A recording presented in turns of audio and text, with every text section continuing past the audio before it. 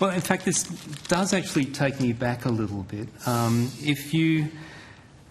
assuming in your preparation for your role you read through Hansard transcripts for many years, and you'd be aware that between 2014 and 2017, I and your predecessors had many discussions about colour vision deficient pilots.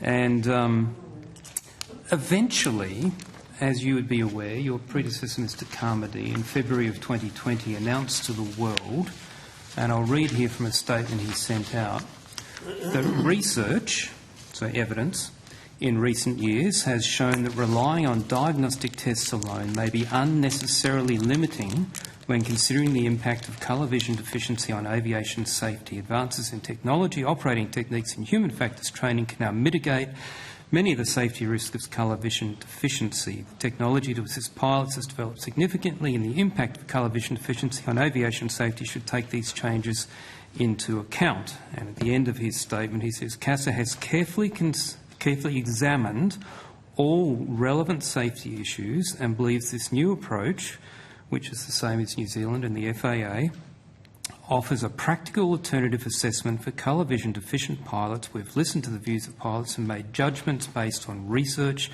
and evidence, which is a fantastic outcome. They changed the lot of pilots, which had been thrown into confusion by a new senior medical officer within CASA who didn't like Australia's position, which was to allow pilots to do an operational test, and despite losing AAT cases, etc., and reviews of evidence that finally proved we should do this operational test like the New Zealanders and the FAA, it's all happening again. Could you explain why CASA is spending $500,000 on a review, and what is the evidence base to justify this change of position? What incidents have occurred? What evidence has led to the decision to spend $500,000 of taxpayers' money and overturn what has been in the CASAs for some years now to the detriment of a group of individuals in our aviation community? Well, thanks, Senator. Pip Spence, Director of Aviation Safety at Civil Aviation Safety Authority. I wouldn't describe it in the same way that you have in terms of, someone coming in and not supporting the previous position. I will ask our Principal Medical Officer if she wouldn't mind joining us at the table. But I think the first thing is really it's a question about what's consistent with the standards versus what's okay from an operational perspective. And I don't think we've changed our position about that there aren't ways of overcoming the issue of colour blindness from an operational perspective. I think there is a different question about whether that is consistent with the standards, and that's a harder question to answer. So I might pass to Dr Manderson to provide a bit more detail, Senator. Dr Manderson, welcome. Thank you very much. So regarding the colour vision assessment, what we found a couple of years ago and going back a bit before that was that there was a lot of difficulty and confusion in how that colour vision was being applied by the flight instructors that were assessing the pilots with colour vision deficiency and the pilots themselves in what they would be expecting to be demonstrating in their flights.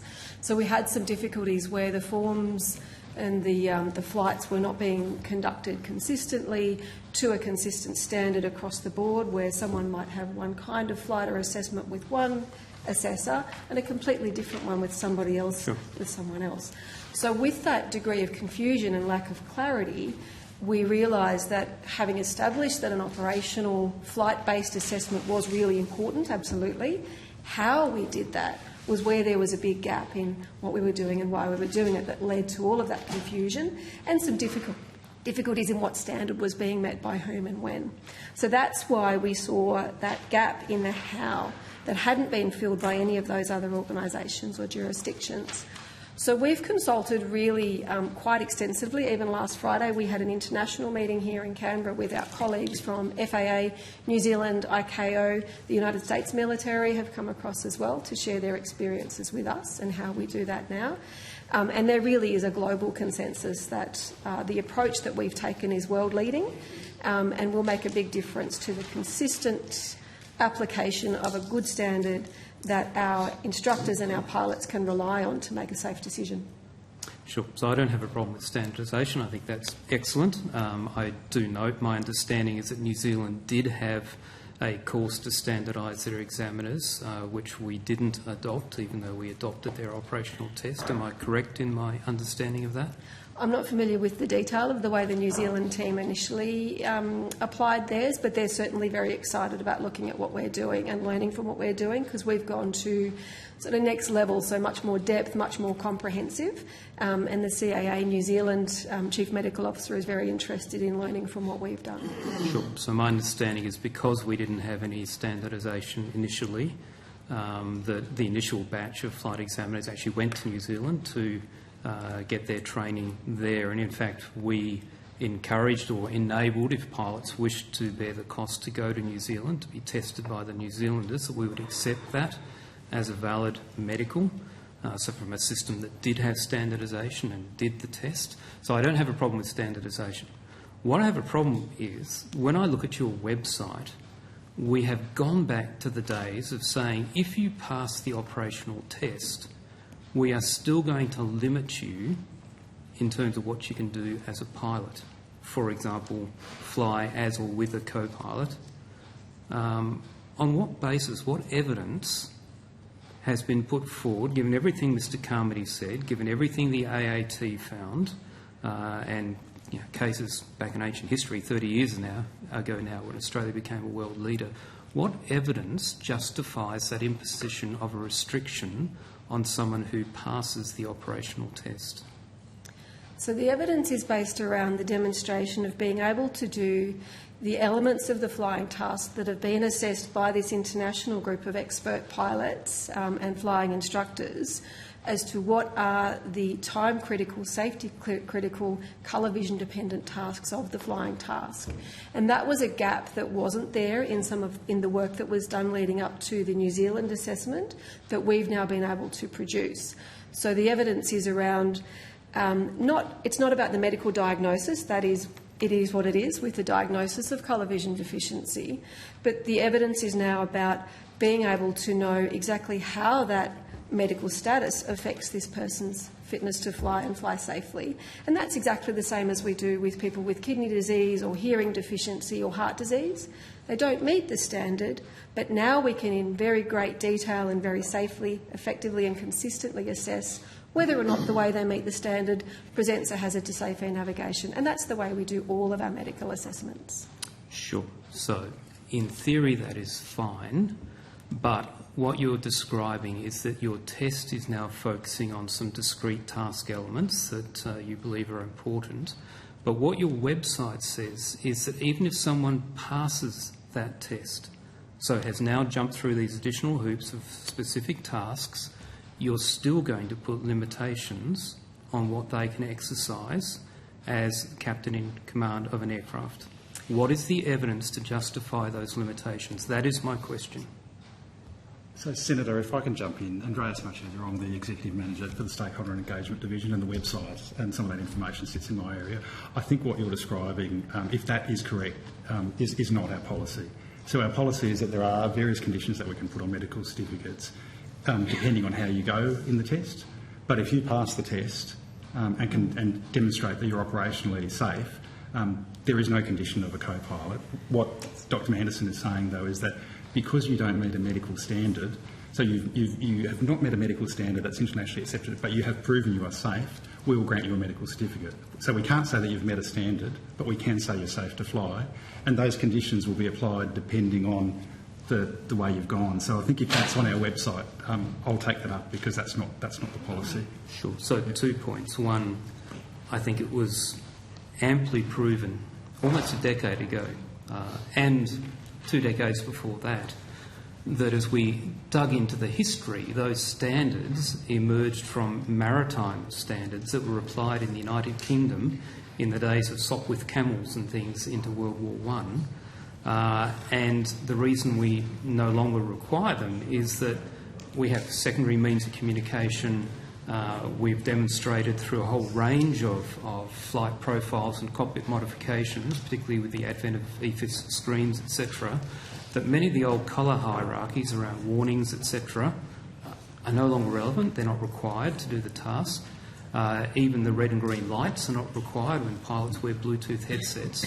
So I come back to the fact that your website, and at this stage this is what industry is seeing, okay, your website states that a pilot who passes the test will have these restrictions until they have, and I'll just get the figures here, 100 hours of flight at night, so the ATPL standard, or 75 hours of instrument time.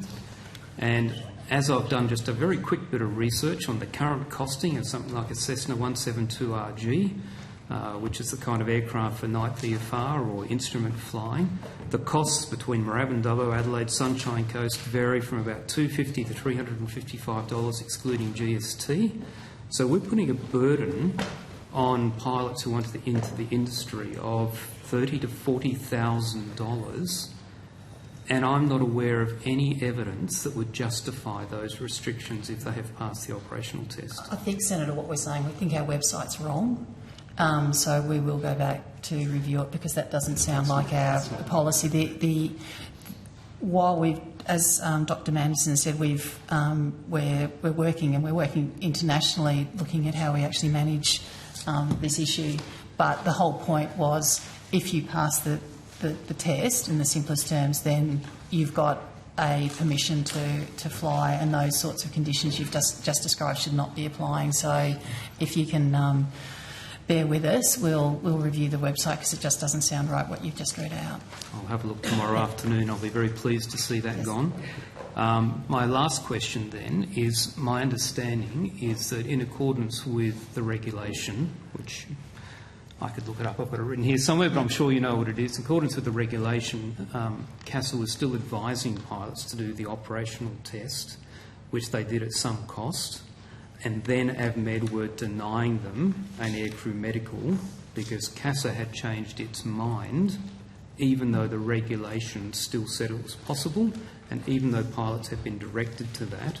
And so some pilots now, in excess of 12 months, have forked out thousands of dollars to take a flight test and have had their application refused.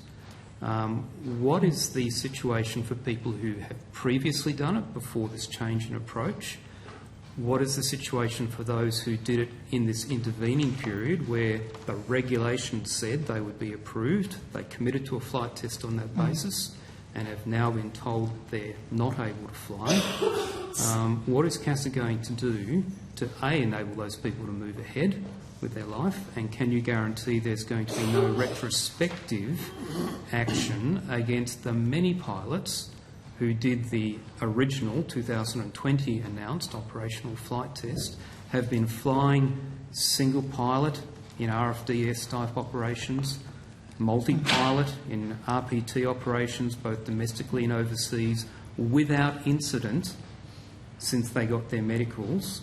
Can you guarantee that they will be able to continue to exercise the qualifications that they have earned in accordance with the regulation, or will there be any retrospective action that CASA is looking to impose upon them? Can I just sort of jump in first? If you've got people who've come to you saying that they haven't been approved, then I would really encourage you to refer them either to myself, to Mr Marcellia or Dr Manderson, because that doesn't sound like that's consistent with our policy.